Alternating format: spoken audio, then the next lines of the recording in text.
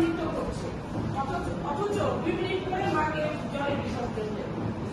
Reason is যে এতদিন মৃন্ময়ী মাকে আমরা কি করি, মা আমাদের সবসময় হৃদয়ে থাকে।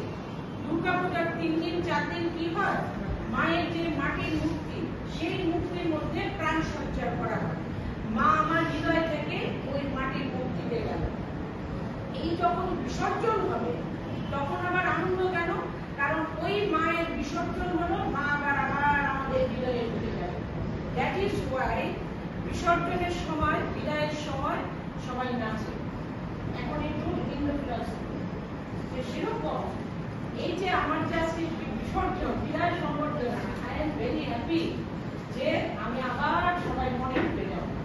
কিছুদিন ওই 3 দিন 4 দিনের মতো 2 বছর ছিলাম প্রপার, বিয়েতে ছিল, এখন আবার I shall be in everybody's heart what I believe and everybody will be in my